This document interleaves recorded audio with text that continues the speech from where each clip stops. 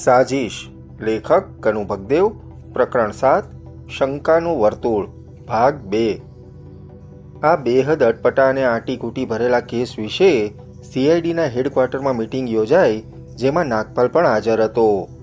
કોણ જાણે કેમ હવે મને એવું લાગે છે કે આપણે હવે અજીત મર્ચન્ટના અસલી ખૂની સુધી પહોંચી ગયા છીએ, માલા બોલી. આ બાબત તમે શું માનો છો મિસ્ટર દિલીપ? વાત પૂરી કરીને એણે અભિપ્રાય માગતી નજરે દિલીપ સામે જોયું.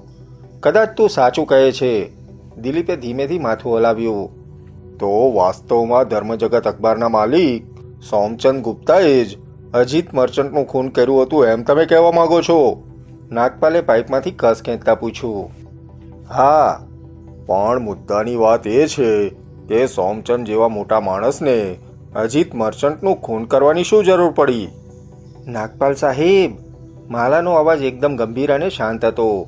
અપરાધશાસ્ત્રના સિદ્ધાંતને નજર સામે રાખીને કહું તો જ્યારે કોઈ મોટો માણસ કોઈ સાધારણ અપરાધીનું ખૂન કરે તો એનો એક જ અર્થ નીકળે છે કે અપરાધી આ મોટા માણસની કોઈ પોલ જાણતો હતો.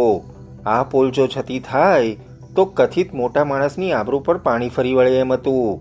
આખા સમાજમાં એની પ્રતિષ્ઠાને કાળો ડાઘ લાગી શકે એમ હતો. બરાબર છે, પરંતુ અજીત મર્ચન્ટ સોમચંદની એવી તે કઈ પોલ જાણતો હતો કે જેની કિંમત તેને પોતાના પ્રાણથી ચૂકવવી પડી? એનો જ તો આપણે હવે પત્તો લગાવવાનો છે. અંકલ, દિલીપ બોલ્યો, ક્યાંક ને ક્યાંક ચોક્કસ કોઈ ગડબડ છે, એમાં તો શંકાને કોઈ સ્થાન નથી. અજીત મર્ચન્ટનું ખૂન થયું એ જ સમયે સોમચંદ મીનાક્ષી ટોકીઝમાં ફિલ્મ જોવા ગયો હતો. બરાબર 6:30 વાગે તે ટોકીઝમાંથી ગુમ થઈ ગયો અને 7 વાગે અજીત મર્ચન્ટનું ખૂન થયું. ટેક્સી ચાલક બજરંગીના કહેવા પ્રમાણે સોમચંદ લગભગ 1.25 કલાક પછી ટોકીઝમાં પાછો ફર્યો હતો. આ 1.25 કલાકનો સમય સોમચંદે ક્યાં વિતાવ્યો એની હાલ તુરત કોઈને કંઈ ખબર નથી. આ રીતે ફિલ્મ જોયા પછી કોઈ મામૂલી માણસ પણ આટલા લાંબા સમય સુધી ટિકિટ નથી સાચવી રાખતો. આ બધી વાતો સોમચંદના જ ખૂની હોવા તરફ સંકેત કરે છે. નાગપાલ પાઇપના કસ ખેંચતો કોઈ કુંડા વિચારમાં ડૂબી ગયો. દિલીપના તર્કમાં વજન છે એવું એને પણ લાગતું હતું. પણ એક વાત તું ભૂલી જાય છે દિલીપ, છેવટે એણે કહ્યું. સોમચંદ કોઈ રેંજી પેંજી માણસ નહીં, પણ પબ્લિકેશન લાઇનની એક મોટી હસ્તી છે. રાજકીય સ્તરે પણ તે ઊંચી વગ ધરાવે છે. અજીત મર્ચન્ટના કેસમાં સંડોવી શકાય એવો એની વિરુદ્ધ કોઈ પુરાવો આપણી પાસે નથી. બધા તથ્યો સોમચંદ સામે જ આંગળી ચીંધે છે, પરંતુ તેમ છતાંય આ તથ્યોના આધારે આપણે એની ધરપકડ કરી શકીએ તેમ નથી. તમારી વાત સાથે હું સહમત છું અંકલ, દિલીપ ધીમેથી માથું હલાવતા બોલ્યો. જો આપણી પાસે કોઈ પુરાવાઓ નથી તો પછી આપણે સોમચંદ વિરુદ્ધ પુરાવાઓ એકઠા કરવા પડશે. કેવી રીતે? નાગપાલે પ્રશ્નાર્થ દ્રષ્ટિએ એની સામે તાકી રહેતા પૂછ્યું. અંકલ, દિલીપે જવાબ આપ્યો, જો સોમચંદ કોઈ જાકુબીના ધંધા કરતો હશે તો હજુ પણ એના આ ધંધા ચાલુ જ હશે એમ હું માનું છું. ચોર ચોરી કરવાનું કદાચ છોડી દે, પણ હેરાફેરી નથી છોડતો. જાકુબીના ધંધા સહેલાઈથી માણસનો પીછો નથી છોડતા. માણસ કદાચ ધારે તો પણ તાત્કાલિક પોતાની કુટેવો નથી છોડી શકતો. જો આપણે 2 જણને 24 કલાક સોમચંદ પર નજર નાખવા માટે ગોઠવી દઈએ તો આપણને એની વિરુદ્ધ કોઈને કોઈ પુરાવો જરૂર મળી રહેશે. ભલે, આ કામ કોને સોંપીશું? અંકલ, રજની બોલી, આ કામ હું અને ધીરજ કરીશું. ઓકે, તો તમે બંને તાબડતોબ કામે લાગી જાઓ. ત્યારબાદ થોડી ઔપચારિક વાતો પછી તેમની મીટિંગ પૂરી થઈ. બીજા દિવસની સવારથી જ રજની તથા ધીરજ કામે વળગી ગયા. સોમચંદ એ બંનેને ઓળખતો હતો એટલે તેમણે પોતાનો દેખાવ એકદમ બદલી નાખ્યો હતો. હવે તેઓ સોમચંદની પ્રત્યેક હિલચાલ પર બારીકાઈથી નજર રાખતા હતા. સાંજના 6:30 વાગ્યા હતા. રજની તથા ધીરજની કાર બંદર રોડ પર આવેલ રોક્સી ક્લબ સામે પહોંચીને ઊભી રહી. તેઓ સોમચંદનો પીછો કરીને જ અહીં સુધી આવ્યા હતા. સોમચંદ 5 મિનિટ પહેલા જ ક્લબમાં ગયો હતો. રોક્સી ક્લબ વિશાળગઢની એક ખૂબ જ બદનામ ક્લબ હતી. ત્યાં જુગારથી માંડીને દેહ વ્યાપાર સુધીના તમામ જાકુબીના ધંધા ખુલ્લેઆમ અને બેધડક થતા હતા. આ ક્લબમાં વિશાળગઢના એવા લોકો આવતા હતા કે જેમના અય્યાશ હોવાની કલ્પના પણ કોઈ કરી શકે તેમ ન હતું. દિવસે બગલાની પાંખ જેવા સફેદ વસ્ત્રો ધારણ કરીને શરીફાઈ, સજ્જનતા, માનવતા, સેવા અને ધર્મની વાતો કરનારા સફેદ પોષ ક્લબમાં પગ મૂકતા જ આ બધા નીતિ નિયમોને સિદ્ધાંતોને ભૂલીને પોતાના અસલી રૂપમાં આવી જતા હતા. સોમચંદને રોક્સી ક્લબમાં જતો જોઈને બંને એકદમ ચમકી ગયા. આ નંગ આવી બદનામ ક્લબમાં શા માટે ગયો હશે? ધીરજે ઉત્સુક અવાજે પૂછ્યું. આ ક્લબમાં લોકો અય્યાશી કરવા માટે જ આવે છે, રજનીએ સ્મિતસર જવાબ આપ્યો. આપણો આ હીરો પણ એટલા માટે જ આવ્યો હશે. પણ આ ઉંમરે? કેમ? અય્યાશી તો કોઈ પણ ઉંમરે થઈ શકે છે. અય્યાશીને ઉંમરના કોઈ બંધન નથી નડતા. ધીરજ કંઈ ન બોલ્યો. એ હજુ પણ સ્તબ્ધ હાલતમાં આગલી સીટ પર બેઠો હતો. ધર્મજગત જેવું ધાર્મિક ભાવનાવાળું અખબાર ચલાવતો સોમચંદ આવી બદનામ જગ્યાએ પણ આવી શકે છે એવું કદાચ એણે નહોતું ધાર્યું. રજની, કશુંક વિચારીને એ બોલ્યો, આપણને જલ્દી આપણી મંજિલ મળી ગઈ છે એવું મને લાગે છે. એટલે એમ કે આપણે સોમચંદની ગરદન પર પંજો ઉગામી શકીએ એવો કોઈ જડબે સલાક પુરાવો આપણને આ ક્લબમાંથી મળી જશે. પુરાવાઓ શોધવા માટે આપણે બહુ નહીં ભટકવું પડે. મને પણ એમ જ લાગે છે. રજનીએ સહમતિ સૂચક ઢબે માથું હલાવતા કહ્યું. તો હવે આપણે શું કરવાનું છે? આપણે પણ ક્લબમાં ઘૂસીએ, રજની બોલી. જો સોમચંદ કોઈ શંકાસ્પદ કે અજુગતી હિલચાલ કરે તો આપણે ચોરી છુપીથી મિનિએચર કેમેરાથી તેના ફોટા પાડી લેવાના છે. ધીરજે ધીમેથી આકારમાં માથું હલાવ્યું. રજનીએ ક્લબના પાર્કિંગમાં પોતાની કાર ઊભી રાખી. પછી નીચે ઉતરીને બંને ક્લબમાં પ્રવેશ્યા. ક્લબમાં જબરજસ્ત રોનક હતી. અંદરનું દ્રશ્ય જોઈને ત્યાં જાણે દિવાળીની ઉજવણી થતી હોય એવું લાગતું હતું. ચારે તરફ રંગબેરંગી બલ્બનો રંગીન પ્રકાશ ફેલાયેલો હતો. વાતાવરણમાં ધીમું શાસ્ત્રીય સંગીત ગૂંજતું હતું. ક્લબમાં પ્રવેશતા જ કેસીનો નજરે ચડતું હતું. આ કેસીનોમાં રોબેલ મશીનોથી માંડીને 3 પત્તી સુધીનો જુગાર રમાતો હતો. કેસીનોમાં ચુસ્ત અને ભડકીલા વસ્ત્રોમાં સજ્જ થયેલી એકથી એક ચડિયાતી રૂપસીઓ હાથમાં ટોકન ભરેલ ટ્રે સાથે આવજા કરતી હતી. તેમનું કામ ગ્રાહકોને ટોકન સપ્લાય કરવાનું હતું. ધીરજ તથા રજનીએ ત્યાં પહોંચીને આમ તેમ નજર દોડાવી તો તરત જ તેને સોમચંદ દેખાયો. તે ગ્રીન ટેબલ પર બેસીને બ્રિજ રમતો હતો. હાય, ધીરજ ધીમેથી ગણગણ્યો. ગ્રેટ! ધર્મ અને સમાજવાદીની મોટી મોટી ડંફાસો મારનાર આ નંગનું આ રૂપ જોવા જેવું છે. Really unbelievable. એ તો કંઈ નથી, રજનીએ પણ એવા જ અવાજે કહ્યું.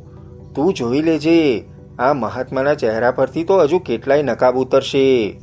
બંનેએ પોતપોતાના મિનિએચર કેમેરા વડે સોમચંદના જુગાર રમતા ફોટા પાડી લીધા. આ કામ તેમણે એટલી સાવચેતીથી કર્યું હતું કે ક્લબમાં કોઈને તેની ગંધ સુદ્ધા નહોતી આવી. ત્યારબાદ તેઓ પણ સોમચંદની નજીકમાં જ એક ટેબલ પર બેસીને અંદર જુગાર રમવા લાગ્યા. અલબત્ત તેમનું સમગ્ર ધ્યાન એકમાત્ર સોમચંદ પર જ કેન્દ્રિત થયેલું હતું. થોડી પળોમાં તેમને ખ્યાલ આવી ગયો કે સોમચંદ એક કુશળ જુગારી હતો. તે બાહોશ ખેલાડીની જેમ એક ચાલ ખૂબ જ સમજી વિચારીને ચાલતો હતો. પરંતુ સોમચંદની સામે બેઠેલો હરીફ કદાચ એનો પણ ગુરુ હતો. એનો તો જાણે કે મુખ્ય ધંધો જુગાર રમવાનો હતો. જુગાર રમાતો હતો. આ ઉપરાંત ધીરજ તથા રજનીએ એક બીજી વાતની પણ ખાસ નોંધ લીધી. ટોકન આપવા આવતી યુવતીઓ સોમચંદ સાથે હસી હસીને વાતો કરતી હતી, જેના પરથી સ્પષ્ટ થતું હતું કે તે નિયમિત રીતે ક્લબમાં આવતો હતો અને યુવતીઓ તેને સારી રીતે ઓળખતી હતી. અર્થાત સોમચંદ રોક્સી ક્લબનો કાયમી ગ્રાહક હતો. રજની, ધીરજ પત્તા ચીપવાનું નાટક કરતા એકદમ ધીમેથી બોલ્યો. ચોક્કસ આ હરામખોરે જ અજીત મર્ચન્ટનું ખૂન કર્યું હોય એવું મને તો લાગે છે. અજય સક્સેના સાચું જ કહેતો હતો કે અજીત મર્ચન્ટનો ખૂની હજુ પણ શહેરમાં ખુલ્લેઆમ ફરે છે. જોઈ લે, આ બળદિયો કેવા ઠંડે કલેજે જુગાર રમવા બેસી ગયો છે. આ પાજીનું તો મારીને કચુંબર કરી નાખવાનું મન થાય છે. ચૂપ રહે, રજનીએ પોતાના નાક પર આંગળી મૂકીને તેને ચૂપ રહેવાનો સંકેત કર્યો. ધીરજ ક્રોધનો ઘૂંટડો ગળે ઉતારી ગયો. ક્ષણિક આવેશમાં આવીને તે ઉશ્કેરાઈ ગયો હતો. સોમચંદ કેટલી વાર સુધી જુગાર રમતો રહ્યો. આ દરમિયાન એક બાજીએ જીત્યો જ્યારે એનો હરીફ 3 બાજી જીત્યો હતો. ગુડ! પોતે હાર્યો હોવા છતાંય સોમચંદ પોતાના હરીફના વખાણ કરતા બોલ્યો. તારુંય કહેવું પડશે, ખરેખર તું એક કુશળ ખેલાડી છે. જુગાર રમવામાં તારો હરીફ મળવો મુશ્કેલ છે. થેન્ક યુ ગુપ્તા સાહેબ. પોતાના વખાણ સાંભળીને એ માનવીની છાતી ગજગજ ફૂલવા લાગી.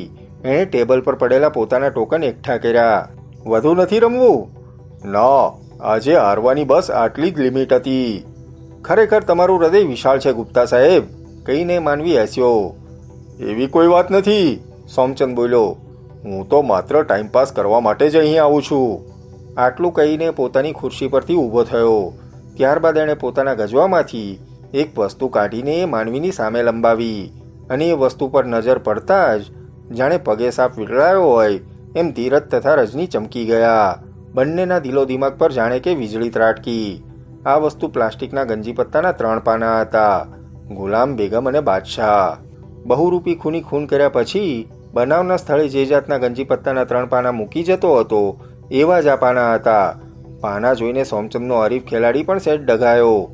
આ શું ગુપ્તા સાહેબ? આ ગંજીપત્તાના પાના છે. સોમચંદ કોઈ મહાન ફિલોસોફરની અદાથી બોલ્યો. એક જુગારી હોવાને કારણે તું ગંજીપત્તાથી તો પરિચિત જ હોઈશ. હું જે લોકોથી પ્રભાવિત થઈ જાઉં છું એને આ 3 પાના જરૂર આપું છું. આપણી જિંદગી પણ ગંજીપત્તાની રમત જેવી જ છે.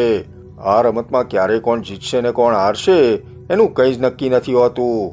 આ ગંજીપત્તા સમયને પણ લાગુ પડે છે. 1 વર્ષમાં 52 અઠવાડિયા હોય છે તો ગંજીપત્તામાં પણ 52 પાના હોય છે. વર્ષમાં જેમ 3 મહિનાના 4 ભાગ પડે છે એમ ગંજીપત્તાની જોડમાં પણ એક્કાથી બાદશાહ સુધી 4 ભાગ પડે છે. લાલ, ફુલ્લી, કાળી અને ચોકડી. એ રીતે 1 મહિનામાં પણ 4 અઠવાડિયા હોય છે. માણસ જો ગંજીપત્તાની જોડ સાથે તાલમેલ સાધીને જીવે તો ઉત્તમ જિંદગી જીવી શકે છે. હવે જ્યાં સુધી આ પાના તારી પાસે હશે ત્યાં સુધી તને મારી વાત યાદ રહેશે. ગંજીપત્તા તથા જિંદગીની આ ફિલોસોફી સમજીશ તો તને ઘણો લાભ થશે. વાહ ગુપ્તા સાહેબ વાહ! એનો હરીફ પ્રશંસાથી બોલી ઉઠ્યો. તમારી સફળતાનો ભેદ હવે જ મને સમજાય છે. જવાબમાં સોમચંદે હળવું સ્મિત ફરકાવ્યું. આ દરમિયાન રજની તથા ધીરજે ગંજીપત્તાના 3 પાના સહિત સોમચંદના 2 ફોટા પાડી લીધા. ત્યારબાદ સોમચંદ ક્લબના બારરૂમ તરફ આગળ વધી ગયો. રજની, ધીરજ ધીમેથી ગણગણ્યો. હવે તો મને પૂરી ખાતરી થઈ ગઈ છે કે અજીત મર્ચન્ટનું ખૂન આ નાલાયકે જ કર્યું છે. કેમ? શું કેમ? તે જોયું નહીં? આ પાજી કેટલા રૂઆબથી પોતાના ગજવામાં ગુલામ બેગમ અને બાદશાહના 3 પાના રાખીને ફરે છે. રજનીના ચહેરા પર વિચારના હાવભાવ છવાઈ ગયા. એ ઝડપભેર ગંભીરતાથી કશુંક વિચારતી હતી. ચાલ, કશું વિચારીને એ બોલી. ક્યાં? સોમચંદ શું કરે છે એ જોઈએ. બંને કેસિનોમાંથી બહાર નીકળ્યા. સોમચંદ બારરૂમ તરફ ગયો હતો. તું અહીં જ થોભ, હું દિલીપને રિપોર્ટ આપીને આવું છું, રજનીએ કહ્યું. ધીરજે હકારમાં માથું હલાવ્યું. કેસિનોને છેડે ટોયલેટ હતું. રજની ઝડપભેર આગળ વધીને ટોયલેટમાં પ્રવેશી અને દરવાજો અંદરથી બંધ કર્યા બાદ તાબડતોબ મોબાઈલ પરથી દિલીપનો સંપર્ક સાધ્યો. હલો, સામે છેડેથી ઉત્તર મળતા જેણે કહ્યું. હું રજની બોલું છું. બોલ રજની, શું રિપોર્ટ છે અને અત્યારે તું ક્યાં છો? હું અને ધીરજ અત્યારે રોક્સી ક્લબમાં છીએ. રોક્સી ક્લબમાં? સામે છેડેથી દિલીપનો આશ્ચર્યસભર અવાજ તેને સંભળાયો. તમે બંને વળી ત્યાં શું કરો છો? દિલીપ, સોમચંદ થોડી વાર પહેલાં જ રોક્સી ક્લબમાં આવ્યો છે. અમે એનો પીછો કરીને જ અહીં આવ્યા છીએ. સોમચંદ વળી ત્યાં શું કરે છે? દિલીપના અવાજમાં મૂંઝવણનો સૂર હતો. અહીં આવીને સૌથી પહેલાં તો તે જુગાર રમ્યો છે અને હવે બાથરૂમ તરફ ગયો છે. સોમચંદ જુગાર રમ્યો છે એમ? હા, અને એના વિશે એક એવી વાત જાણવા મળી છે કે જે સાંભળીને તું પણ ચમકી જઈશ. શું? સોમચંદે જુગારમાં હાર્યા પછી પોતાના હરીફ ખેલાડીને ગંજીપત્તાના 3 પાના ગુલામ બેગમ અને બાદશાહ ભેટ આપ્યા છે. બહુરૂપી ખૂની ખૂન કર્યા પછી બનાવના સ્થળે જે 3 પાના મૂકી જતો હતો એવા જ આ પાના છે. ઓહ ગોડ! પળભર માટે લાઈન પર સન્નાટો છવાઈ ગયો. શું વિચારે છે દિલીપ? આપણે સાચી જ દિશામાં છીએ એવું લાગે છે. તમે બંને સોમચંદની પ્રત્યેક હિલચાલ પર નજર રાખો. ઓકે. તમે સોમચંદની હિલચાલના ફોટા પાડ્યા છે? હા. ગુડ. ફોટા પાડવાનું કામ ચાલુ જ રાખજો. ભલે. બીજું કંઈ? ના, માત્ર આટલો રિપોર્ટ આપવા માટે જ મેં ફોન કર્યો છે. Okay, good bye. Good by.